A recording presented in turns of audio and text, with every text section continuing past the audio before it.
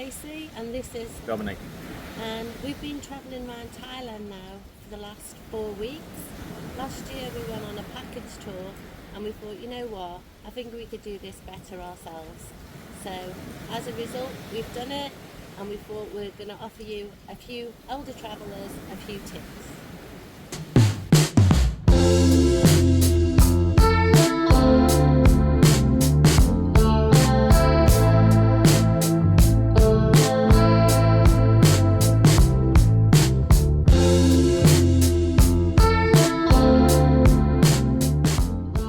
We do a lot of stuff on the mobile phones. We're always constantly keeping in touch with what's on WhatsApp and with family and friends and all that kind of stuff. So it's expensive. It can be expensive if you use your own SIM card in the UK. Because currently Thailand, I don't think Thailand has any kind of like roaming with operators in the UK. So the cheapest option, and it's a really simple thing to do, and that is get a Thai SIM card. They do tourist SIMs over here, and they vary on different amounts for different days. They're unlimited data, they're unlimited calls, internal calls. So it's just far easier. You can pick up SIM cards pretty much anywhere. The SIM, if you want to get them in the airport, you can. They'll put them in for you if you're not technically minded as well. So they're a little bit more expensive, but not a huge amount. Fiver more expensive. Or you can buy them at 7-Eleven or a lot of places around. How much was ours for the month? Ours was 1,000 baht. Just under 1,000 baht, which is what, 25 quid, and that's unlimited for a month, and you don't need to worry about it, and you've got, the coverage over here is pretty good, 5G. So my hot tip to everybody is get yourself a SIM card. There's one good tip actually. If you are booking hotels by yourself, they tend to be the smaller hotels. Most of them don't have 24-hour 7 reception. And most of them the check-in's gonna finish about 8 p.m, maybe 10 p.m. if you're lucky. So if you're travelling on somewhere, just double check that.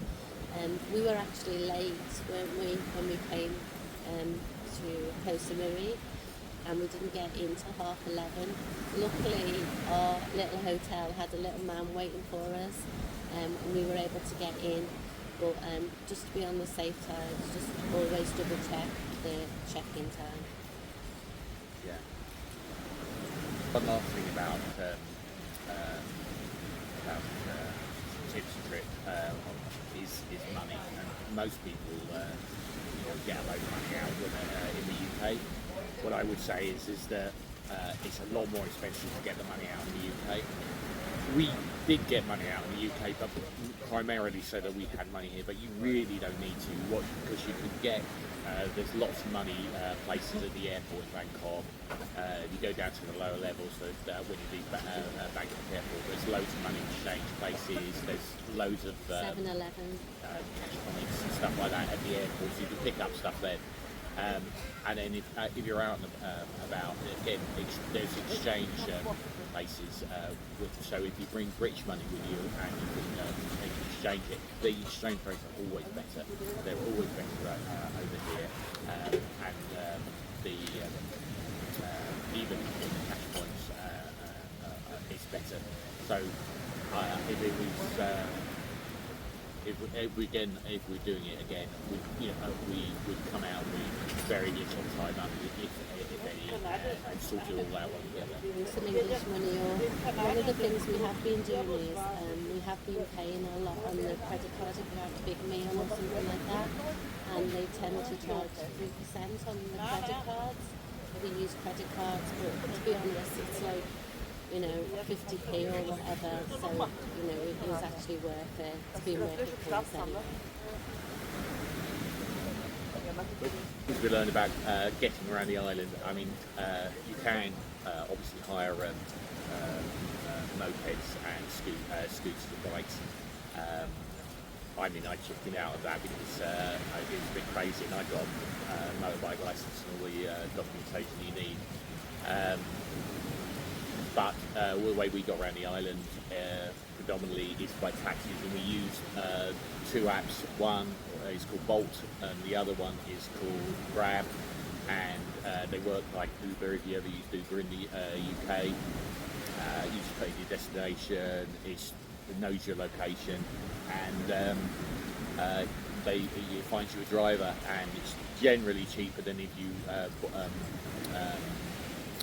just find somebody in the street. What we also did was we used sort of like these shared taxis that you'll see around the island. There's also buses of kind, which again are basically 8-seater, 10-seater kind of trucks that take you, do a route.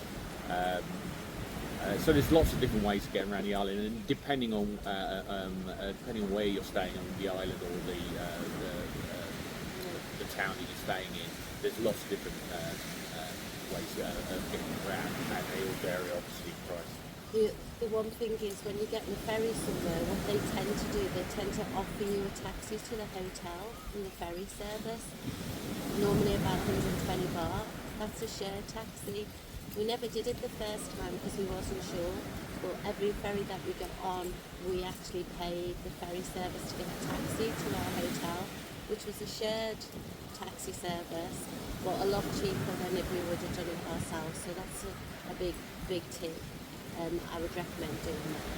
So I think a good tip is, if you want to really explore the island, is to sort of go on some tours. I mean, they're easily available. We had the Fire Tour app, which was great, or you can book tours from your hotel, or even people on the beach. It's a brilliant way of seeing the island.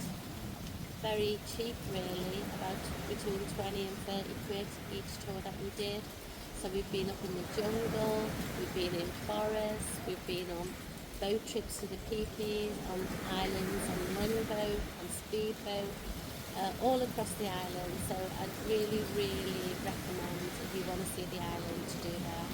We've got some links to the tours that we've been on, and lots of photos of us enjoying ourselves. Well, one of my favourite tours was the longboat, and we that was arranged. We were having a bite to eat in a restaurant, and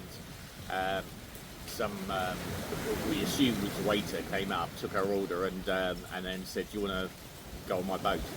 And we sort of like, also, well, where does it go? And he said, "Well, we go for it's like a 2 to 6, see a few islands, go snorkeling." Said, yeah, it's told us the price. I think it was 2,700 for two baht people. for two. And then he said, if you want to, we said okay, and he said, well, take a deposit of 1,000. And he said, but I'm going to go. He says, put the 1,000 in my phone that I'll leave on your table. So it was all done very weird, but you know, the next day we tripped up and we went on a great thing. It was just the two of us on, a big long boat going through the. It was a fantastic day. So, you know, people tend to be honest and up front, although they might, be doing something that, their employers at the time, moonlighting. Well, yeah, that was one of our favourite trips, wasn't it? So, be prepared. As I say, most people are honest. To go with the flow. Go with the flow, and we would have never done just by ourselves on a long boat and going to those islands. No. It's amazing, really. Again, we've got some pictures of the boat that we were on and the places that we see.